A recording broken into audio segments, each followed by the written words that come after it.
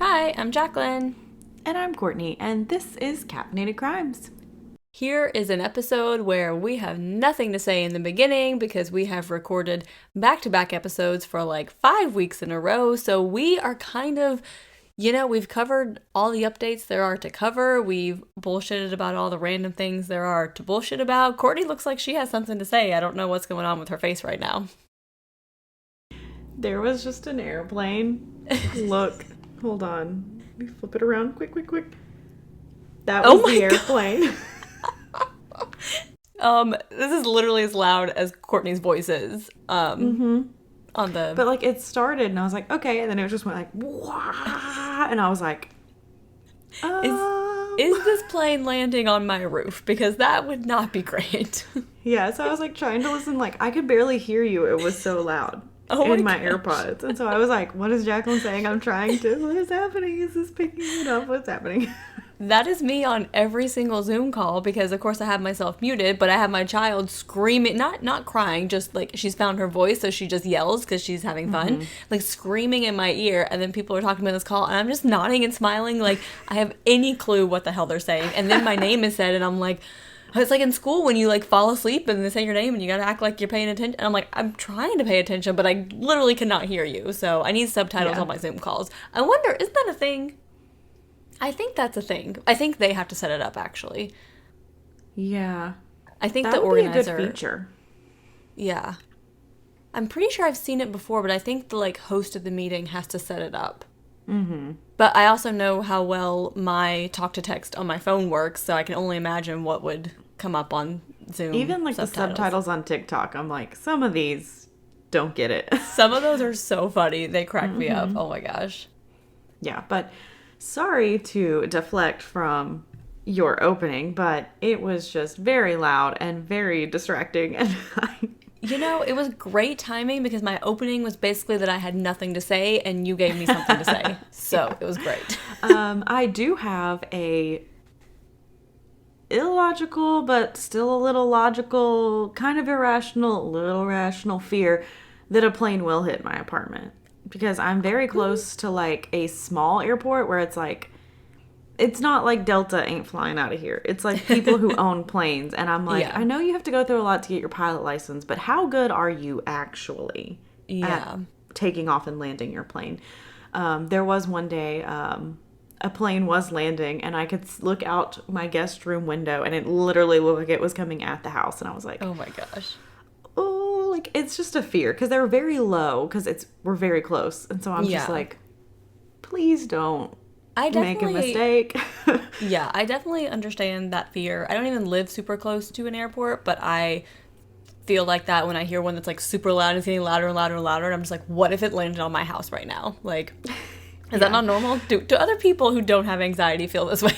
Let us know. And I won't say I'm not like debilitated, like I can't, it's not like I can't function because of this fear, but it's just some of them, like when they're a little bit low or a little bit too loud, I'm like, and I kind of have like it's like a townhouse too, so we're up a little higher too, so I'm like, please just don't.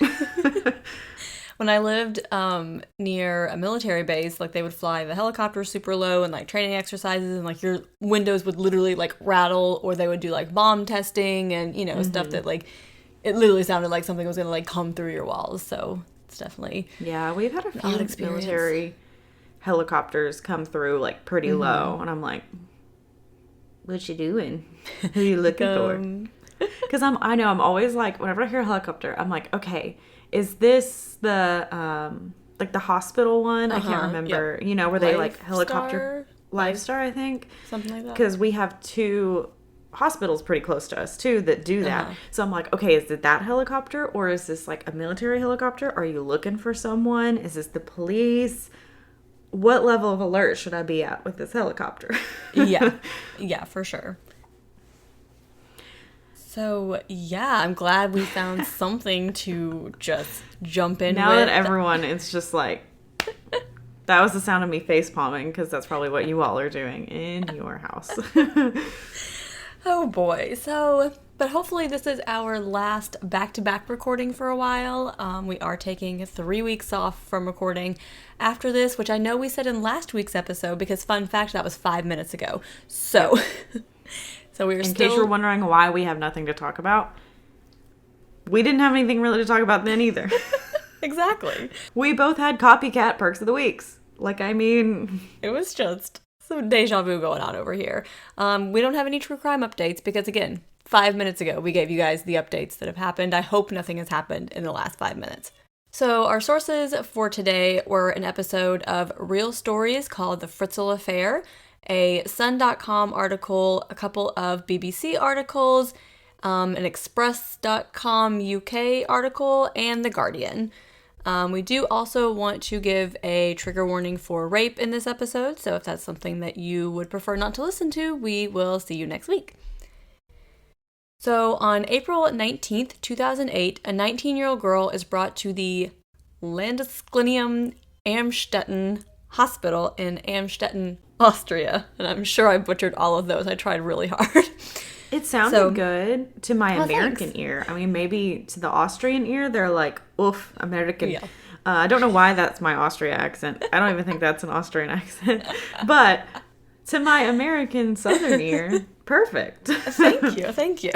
So this young girl is brought to the hospital. She is in lung and kidney failure. She's having seizures. She ends up having to be resuscitated and goes into a coma. Again, she's 19 years old, so she is severely ill. Mm-hmm. She's extremely pale, and medical professionals are really stumped by this strange array of symptoms, and they can't figure out what her underlying condition is. There's no obvious cause of this illness. So the doctors are trying to search for her medical history in their national database, but they can't find anything. She's not on any civil registries. So according to the government, this 19-year-old girl does not exist. Austria does have publicly funded healthcare, so if this girl was born in Austria or had ever seen a doctor there, her information would be in their national database. It's not like she could go undetected or, Mm-hmm. So the doctors question the man who brought her in, and so they tell him that they need to find her parents because they're wondering if her condition is caused by a genetic disorder, so they need to know her medical history, her parents' medical history. So the man who brought her in says that he is her grandfather and that she was left on his doorstep with a note from his daughter saying that her daughter Kristin needed medical care and that she could no longer care for her. He said this is the first time that he has met his granddaughter because her mother, who is his daughter, Elisabeth Fritzl, has been missing for 24 years. So, we have this random sick girl showing up at a hospital. The man who brings her is like, she was dropped at my doorstep from my daughter who has been missing for decades. So, yeah, that's not what those people expected when they clocked in for their shift that day. They're like, no, not what I was expecting. Definitely not. So let's back up a little bit. So Elisabeth Fritzl was born on April 6th, 1966 to Josef and Rosemarie Fritzl. She was the fourth of their 7 children. She was a quiet, cute, blonde girl. She didn't have many friends, but she did enjoy playing and laughing outside with the few friends that she did have. At home, she was more quiet and withdrawn. Family members said that she spent a lot of time looking out windows and seemed to be kind of daydreaming. And as she entered her teenage years, her grades began suffering. Her friends said that she had no interest in boys and didn't really engage in their conversations about crushes. She seems kind of disengaged from all of that, which is pretty typical teenage behavior to talk about your crushes and, talk about things like that. And she just didn't really. So then at 16 years old, she ran away with a friend to Vienna. So police did quickly find them and bring them home. On August 28th, 1984, Elisabeth disappears again at the age of 18. So she took no belongings or personal information with her, and her family searched for her all day and into the next day, but they just couldn't find her anywhere. So the next day, her parents did report her missing. Since she's now 18 years old and she did run away 2 years before, police are pretty sure she just ran away again. I mean, you've already done this and now you're an adult, so it's probably just wanted to leave, Yeah. So a few weeks later, the Fritzls received a letter from Elisabeth. So she said that she had to run away to join a cult, and she tells them not to worry about her and to please don't look for her. However, Elisabeth's friends don't really believe this story. They're like, she was a homebody, like she didn't really go out very often. Like, how would this 18-year-old girl have met people in a cult to even know how to join a cult? They're like, she doesn't go anywhere. Like, how... Yeah. What, like, did you just go out to find a cult? Like, they're not usually very, like, you can't just look up in the phone book how to find a cult. You know what I mean? Like, you have to know people. A, B, C, cult. Here we go. Okay.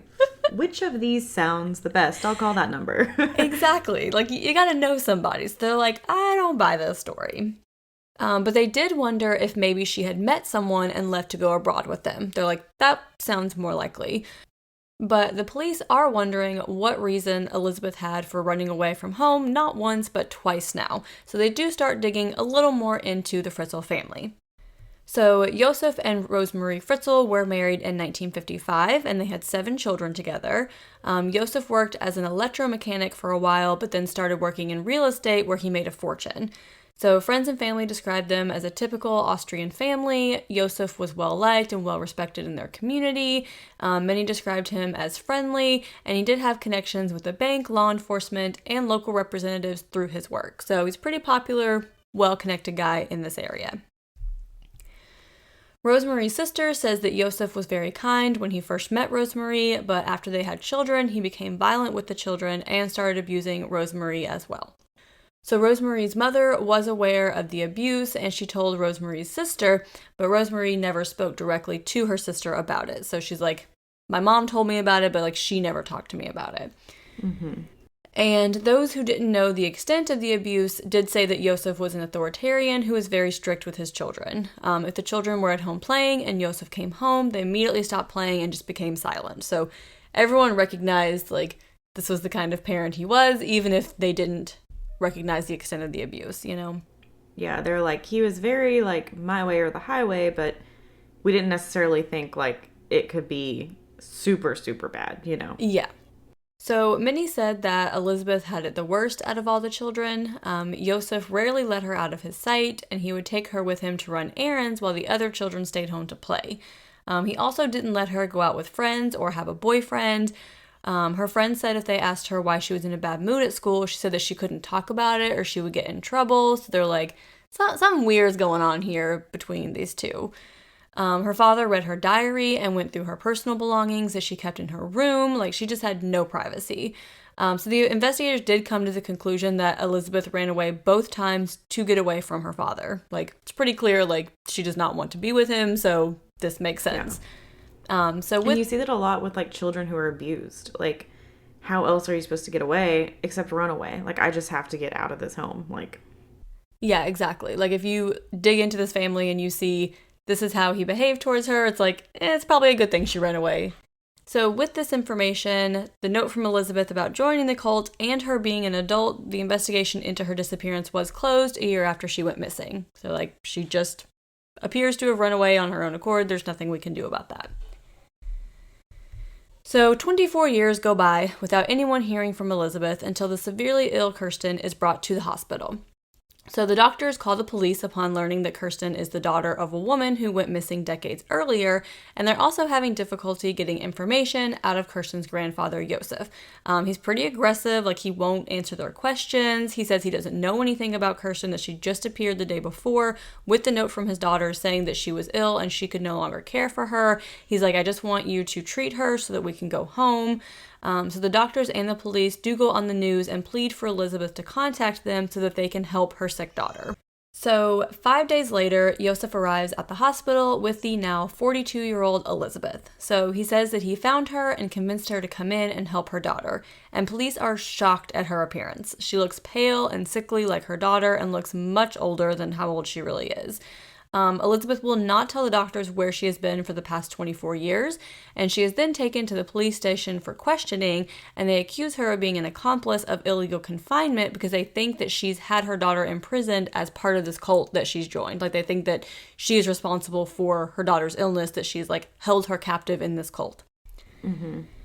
So after being held for 5 hours, Elisabeth finally begins talking and tells a shocking story. So she tells police that when she was 18 years old, her father asked her for help with their basement door, and he then put a cloth with chloroform over her face, and when she woke up, she was in their finished basement. He came down to bring her food and water every night, and he came down after the sun went down each night to rape her. He did not say a word the entire time, just brought her food, water, raped her, and left. Oof. So based on Elisabeth's testimony to police, it is estimated that Josef raped his daughter 3,000 times during these 24 years.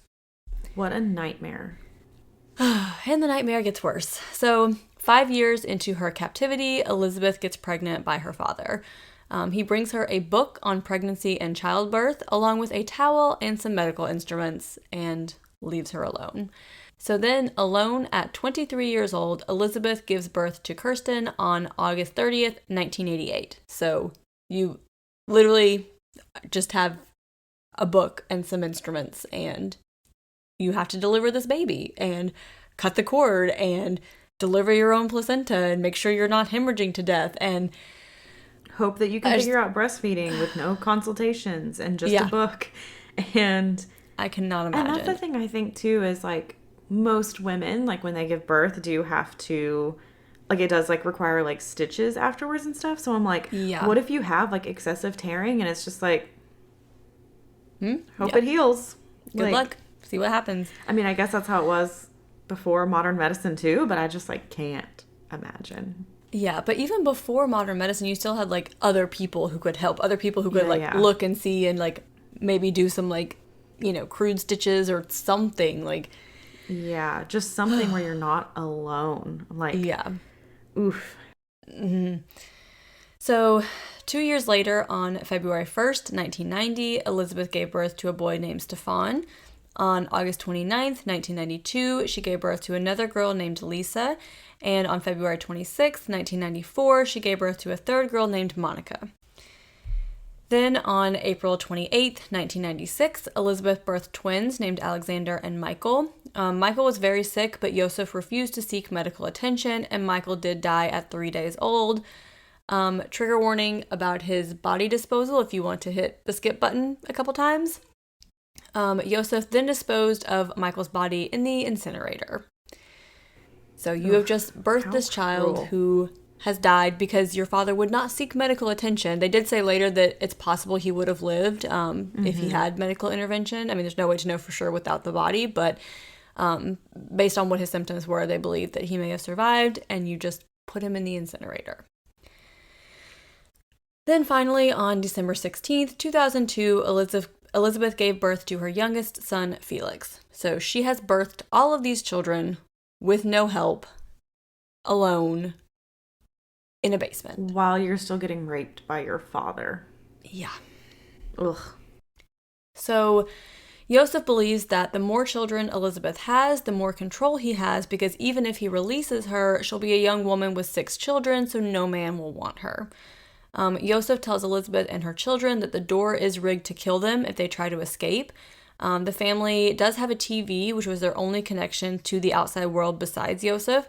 Occasionally, he would bring down a bird or snow from the outside for the children to experience it, but for the most part, they're just completely cut off from everything. Elisabeth does teach her children to read and write, and she does try her best to protect them from her father. And with Elisabeth and now 6 children downstairs, Josef feels the basement is getting a little too crowded. I wonder why. I mean, I can't imagine this is that big of a basement. Yeah. Some of the children are also noisy, so he chooses the noisiest children, and before they're old enough to speak, he leaves them outside the front door of the main house for his wife to find. He leaves a note with them, written by Elisabeth, saying that this is her child, she cannot care for them, but to please not look for her. So Josef tricks his wife into taking the children he conceived with their daughter via rape and incest. So Josef is now like manipulating everybody in his life. Yeah. Even more, I guess. So Josef does this 3 separate times with Lisa, Monica, and Alexander. So Josef was afraid the children would make too much noise downstairs and the family upstairs or the neighbors would hear them because they are children. Children aren't exactly quiet. You have 6 children living in your basement. Someone's bound to hear them. Yeah. Josef then tells the children downstairs about the life the children upstairs get to live, and he takes pictures of them in a swimming pool and at a barbecue and shows them to the children still living downstairs, which is like, really? If you thought this man could be any more of a monster. Yeah, just being like, look what they get to do. So who is this man who is just committing these unspeakable acts? So Josef Fritzl was born on April 9th, 1935, and his parents did split up soon after. So he was raised by a harsh single mother. She wasn't really loving towards him, and she did abuse him. She never wanted children, and she made sure that he knew that. And she would leave him alone in the house for hours at a time and would just beat him for no reason. And the psychiatrist who spoke with Josef later said he had trouble learning empathy because he never experienced it from someone else. We're not really sure how the psychiatrist is speaking publicly about what a patient told her. I don't know if this is, something like court ordered, and I don't know how they can access those, if it's... Yeah, I don't know if the laws there are different as far as, like, patient confidentiality, or if, like, he approved this to be shared for some reason, or I don't know. I thought it was kind of weird, but she was interviewed on the documentary, so... Yeah. These interviews were also released in the Austrian newspaper Kronen Zeitung and Osterich. I'm sorry. So Josef started spying on couples having sex through their windows at a young age, and he also followed a woman in a park and masturbated in front of her. So obviously, from a young age, we have like a peeping Tom, which we know is kind of a huge red flag. It's like the beginning. Yeah. And he's just escalating. So Josef went on to study engineering before marrying Rosemarie at 21 years old, and Rosemarie was 17 at the time they got married. Yikes. Ooh. As we said earlier, he quickly repeated the pattern of his mother and started abusing his wife and his own children as well. He even broke Rosemarie's foot while she was pregnant with one of their children. While they're married at 32 years old, Josef follows a woman to her home and rapes her, and he was sentenced to 18 months in prison, but only ended up serving 12 months of that sentence. Rosemarie told everyone that he was just working abroad during this time, which she was 17 when she got married. She's abused. Yeah. It's hard to tell with, you know what I mean? Like, we're not in that position, we can't judge, but I know. I do wonder how much of a hold he had on her to be in prison for 12 months and still have her, like, telling people, like, everything's fine. It's fine. Yeah. So, Josef admitted to his psychiatrist that he also kept his sick mother locked in his attic as revenge for the times she abused him. He says he kept her there until she died in 1980. So, some reports say she spent 20 years in the attic without leaving. So... And, like, did your family not know she was in the attic, too? Yeah, like, was it just like, oh, that's Grandma, she just wants to lay in bed and never do anything? Like, what are you saying? Like, I don't know. He also told his psychiatrist that he was born to rape. In the interviews, he said, "For someone who is born to rape, I have managed to contain myself for a relatively long period." Would you like a trophy? Because I'm not going to give it. He doesn't want to go back to prison for raping another woman, so he decides that instead, he'll just hold his own daughter captive in their basement so he can rape her. And his plan began in 1978 when he began constructing the basement to house her. Because he was an engineer, he was able to do the work himself, and the basement apartment included a kitchen, living area, bathroom, and multiple bedrooms. He told everyone he was building an atomic bomb shelter, and this was during the Cold War. So it really wasn't that unusual or suspicious, because it's like, there might be an atomic war. I mean, people today might be building bomb shelters right now, and you wouldn't really question it. Yeah, exactly. Like, that was a thing then. Like, other people did that for the actual purpose of having a bomb shelter, so it made sense. Yeah. So Josef didn't allow anyone near the basement, and he reinforced the doors with concrete and created rotating shelves that would open and close into the next room. They were set up to only open from outside with a code, and of course, Josef was the only one with the code, and it took 6 years to create this basement apartment with this level of security. So it's like, can you imagine, like, 6 years of your life that you spent creating this basement in order to hold your teenage daughter captive and rape her for decades. Like no time in that 6 years were you like, not a great idea. Maybe I shouldn't do this. Yeah. Like, just the level of evil that has to be inside this man for him to, I can't. And the planning, the premeditation, like, you had so many times to be like, nope. Yeah. So on August 28th, 1984, Rosemarie is away from the home, and Josef asks Elisabeth to help with the basement door, and when she is inside the basement, he covers her face with chloroform and then handcuffs her when she's unconscious. When Elisabeth woke up, she was in the basement that she'd never been inside of, despite her father spending the previous 6 years building it. The next day, he and Rosemarie report Elisabeth missing, and for 24 years, he lives a double life as a man upstairs and a rapist downstairs with his now additional 6 children.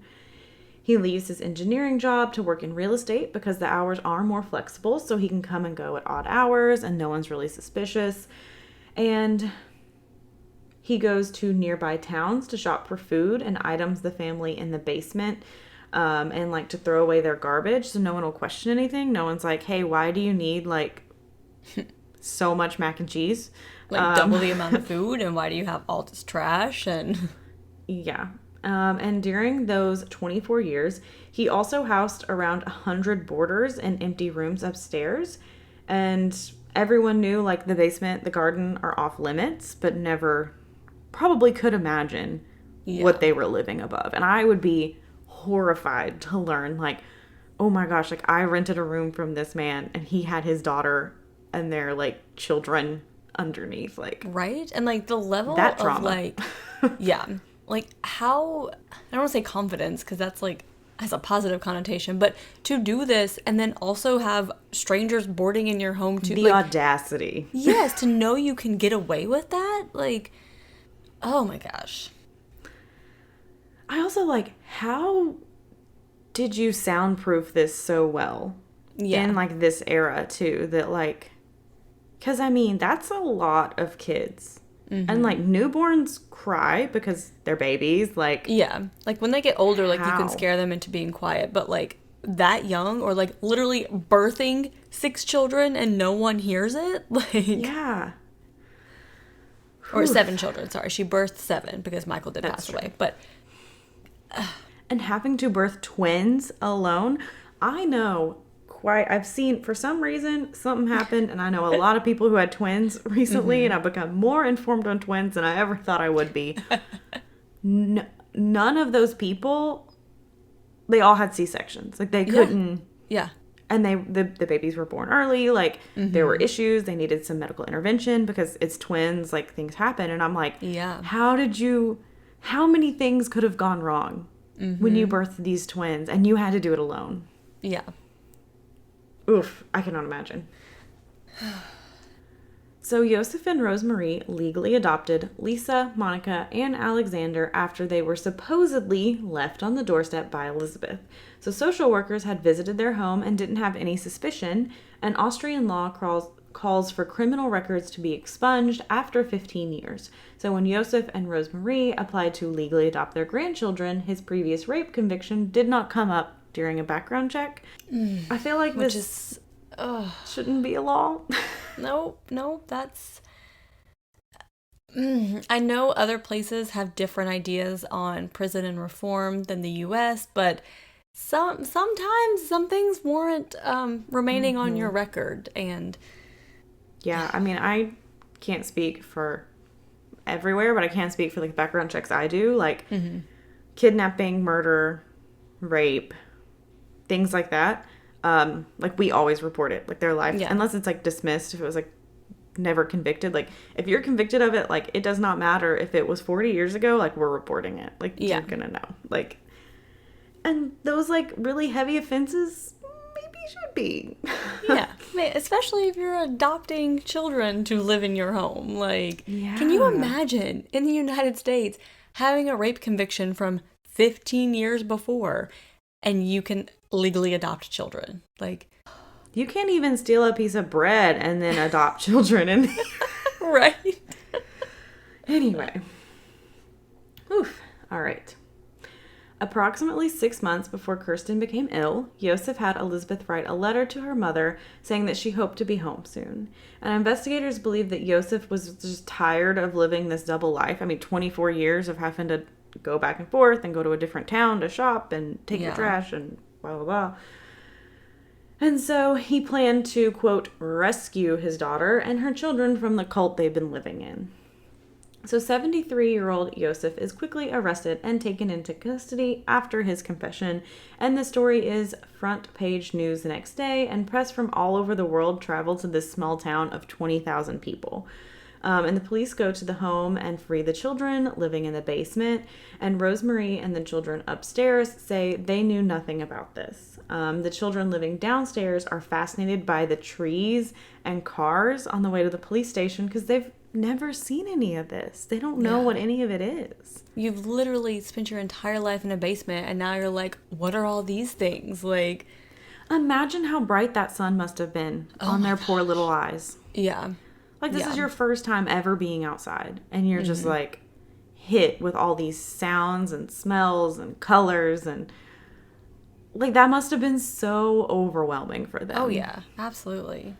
So when Kristin was hospitalized at 19 years old, it was the first time she'd been outside of the basement, and the doctors now understand that Kristin's illness is because she never set foot outside.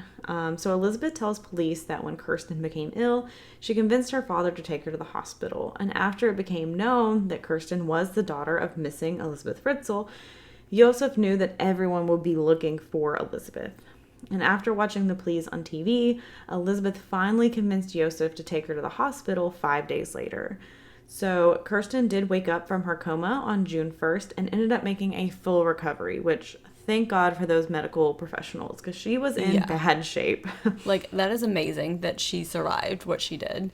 And a lot of the investigators said that they believed because he had previously been planning on like this quote rescue, that when she became sick is like, okay, like, maybe this is my way out because he's like, I'm just tired of this and, like, it has to come to an end at some point, so. I mean, he was 73 and like, you're still doing all this. I mean, it has to get exhausting. Yeah. And you're also, like, nearing the end of your life. Like, what are you going to do when you die? Just leave them there and, like, sorry? Yeah.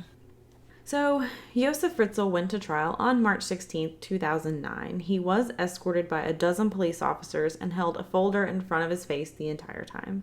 He was charged with rape, incest, kidnapping, slavery, and murder. And this was obviously a huge case, and only 100 journalists were allowed to attend the trial. Elisabeth did not testify at the trial in order to protect herself. I mean, this girl has gone through quite enough trauma. Yeah. They're like, we can spare you this. Don't really need that. She did have an 11-hour statement that was recorded, and they were able to play that only for the jury and Josef, which imagine being on that jury and having to listen to this 11-hour statement of how you were locked in a basement by your father for 24 years and raped and had to give birth and raise your children alone. Like, whew. Josef's defense claimed that his daughter had gotten into drugs and a bad crowd as a teenager and that he had to intervene and protect her from a lifestyle that wasn't good for her. He was afraid she was going to run away with this crowd and ruin her life. After hearing her statement, he is emotional and apologizes for the pain he caused his family and says he takes responsibility for his actions. So neither Rosemarie nor any of the children are called to testify. And after only 4 days, he is found guilty and sentenced to life in prison because how could you hear that and not? Yeah. So Josef does not appeal this decision, so maybe he has a little bit of remorse somewhere in that brain of his. I was honestly shocked that he, like, apologized and recognized. I mean, people with this level of depravity, like, don't acknowledge that they did wrong. So that was just very bizarre to me that he, like, had the self-awareness to be like, I'm sorry, like, I shouldn't have done this. You spent 6 years building this basement to plan for this, but now you're like, oh, whoops. Like, what? I mean, 30 years of your life in this plan. Like, 6 years building it, 24 years keeping them, all the stuff you had to do, all the stuff you did. And it's like, what was the breaking point that made you be like, oh, shit, I fucked up? Like, I mean, I'm glad it kind of seems like he came to that realization. And maybe, who knows, like, how much. I mean, he doesn't appeal the decision, which I feel like speaks a little bit. But life in prison doesn't really mean life in prison. He is due for release in 2024. So this could also be a part of him not really appealing it, because any logical brain, you have to realize there's no way you can appeal this. Every jury is going to find you guilty. And, like, obviously he was, 73 at this time. So when he's released in 2 years from now, he will be very, very old. But how old will he be? Let's see. He was sentenced in... So in 2019, he'll be 83. Yeah. Because he was 73, 83. And like he's going to be like 86, 87, 88. Yeah. How are you still alive, bro? Why are they feeding you? Damn it. These evil people that seem to last forever is just... I can't. So Rosemarie maintains that she knew nothing about Elisabeth and her children's captivity. Rosemarie's sister says Rosemarie was abused as well, and that she truly doesn't think she knew anything about the situation. Police did clear her, and she was never charged with anything. I mean, it does sound like a lot of this was Joseph doing this. I don't know. I don't know. I'm torn because it does seem bizarre that she would have no idea, especially if he kept his mother in the attic for 20 years as well. It's like, how could you not know all this was happening? But at the same time, we know she was only 17 when she married him, that he was very abusive to her as well. And he did fool this whole town into being like, he's a respectable man, he's a good man. And so how manipulative is he to... like her as well? Like, I mean, 17, like how brainwashed is she that it's like, and how much did he fucking gaslight her probably for all these years of her being like, I heard something. Oh my gosh, will you just stop it? Like, will you, we all know a man that gaslights, and a women gaslight too. I'm just saying. And we've all seen it so many times too, where the abuser is this well-liked, respectable man, and they finally do come forward and they're like, no, he wouldn't. He would never. And nobody believes you. And then now you're stuck with this man that you've just like told on, and it makes it so much worse. So, it could be this fear of saying anything. I also wonder too, like, with her cycle of abuse, her being abused for so long, and maybe if some of his aggression was now going towards Elisabeth, which maybe she didn't know about that. But maybe his aggression is not towards her anymore. And she's like, finally, things are just okay. And like, I've been in an abusive relationship where it's like, when things are finally like not rocky, you're like, I'm not rocking the boat. I'm not going to talk about stuff that upsets me. I'm like, you go into autopilot. You're just like, okay, whatever, fine. And especially if she doesn't realize that he's abusing Elisabeth, she just thinks, this is ended. Okay, I'm not going to question or dig further or anything. Yeah. It is difficult to fully know her role.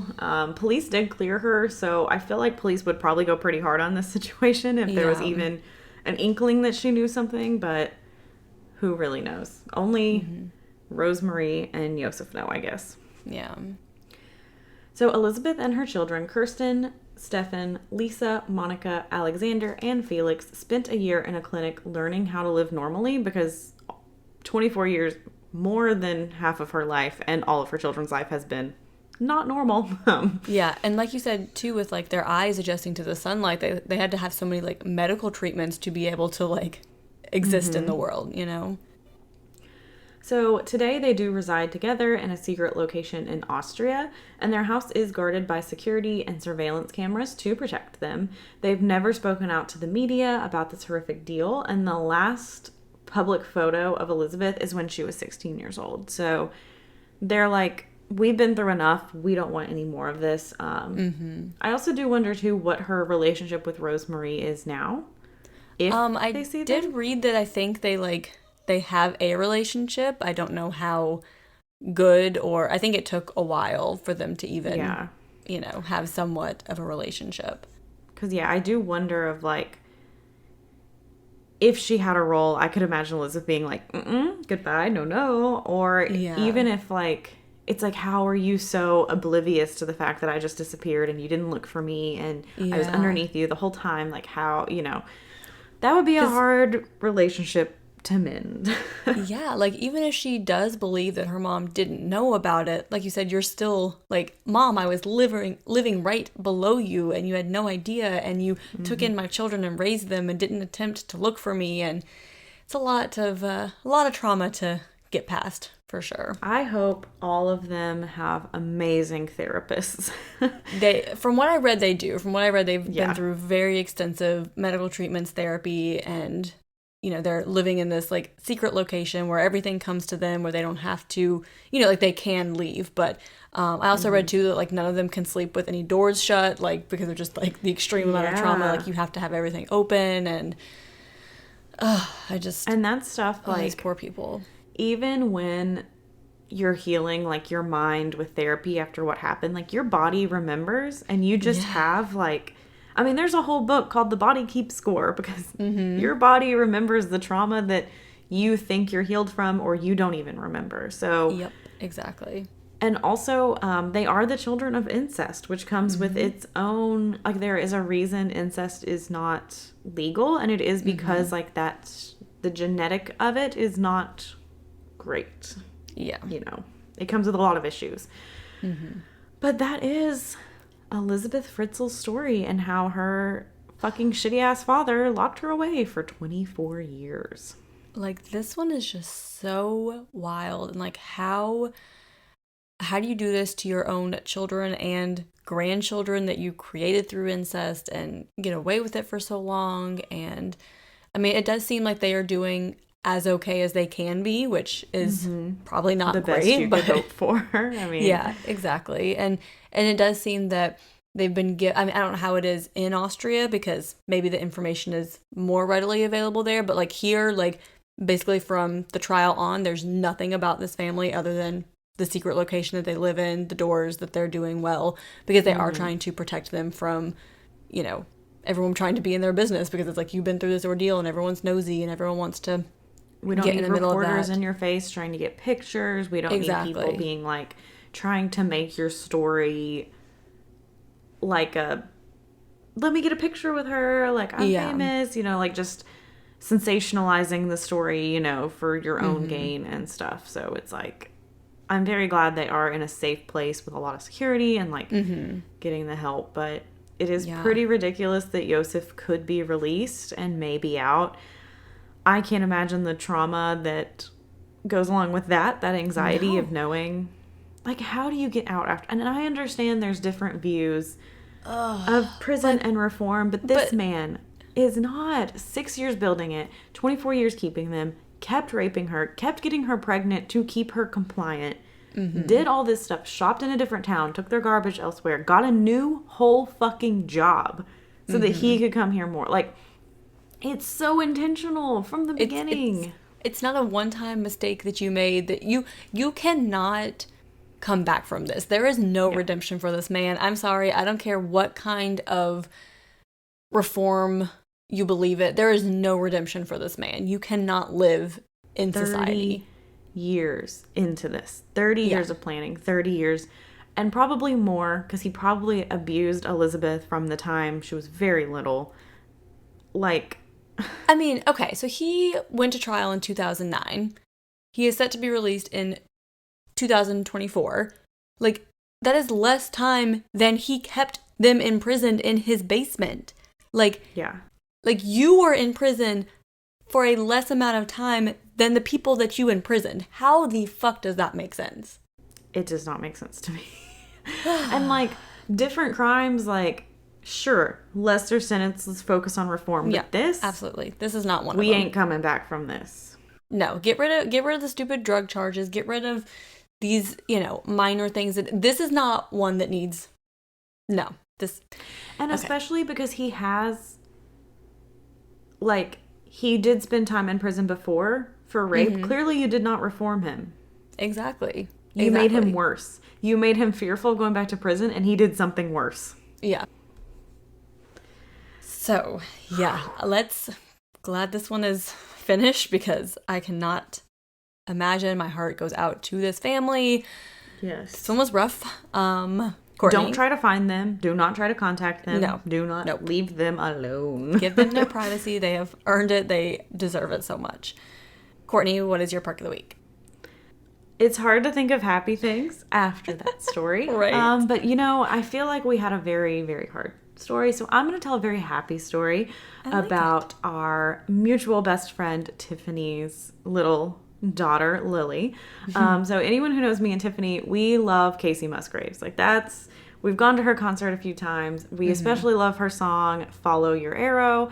I got Lily a little Follow Your Arrow dress, before she was born. It's been kind of a long-standing thing. And so Tiffany texted me the other day that they were driving in the car, Follow Your Arrow came on, and Lily was like, turn it up. And she doesn't do that with any other songs except Coco Melon or something. And I was like, that is so sweet. Well, she texted me, and I was like, oh, our little Casey girl. She's going to grow up and be, you always love it kind of when, I don't have kids, but I love it when, my friends' kids start taking on, stuff I do, let me pass it on a little bit. Joining the interests, and yeah. Yeah. And so Tiffany texted me a few days later, and she did it again with that song. So it wasn't, a one-time thing. It's definitely and the song. I thought it was just the cutest. And she said that she was like, Lily, just make sure you follow your arrow wherever it wants. And she was like, okay, mommy. And I was like, yes. And if you've never heard that song, go look up the lyrics. It is very, people are going to judge you no matter what you do. So just do what you feels right in your soul. Follow your arrow. And, if people want to say shit, whatever. So it's, the perfect song to, pass on to your daughter in the world. Yeah. So Courtney and Tiffany did put that song on my labor and delivery playlist as well. So yeah, it is a good one. It's a good one. It has, a good message, So that's my perk of the week, because I feel like maybe we need a happier kid story than was told in this case. So that is my perk of the week. Jacqueline, what is your perk of the week? So my perk of the week, it's not happy. It's a book about World War II, but but our listener and our listener and patron Emily sent me The Nightingale by Kristin Hannah. And it is so good. I cannot put it down.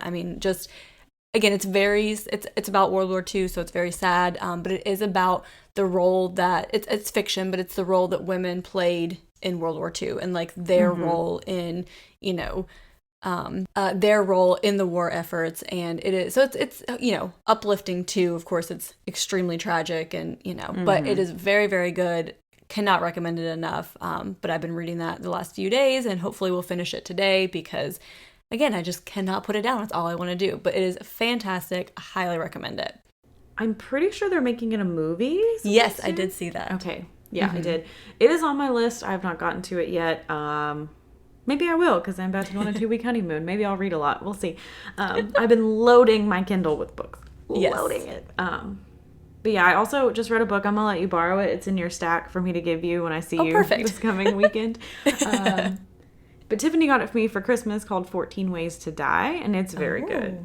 And it's something I didn't realize I love, but I do love, is short chapters in a book. Yeah. Because I feel like it helps it flow. Sometimes when you're in a chapter, kind of starts to drag on, and you're like, what's going on? But this is very short chapters, and I really do love that. I think it adds an element to books too, but hopefully you enjoy it as well.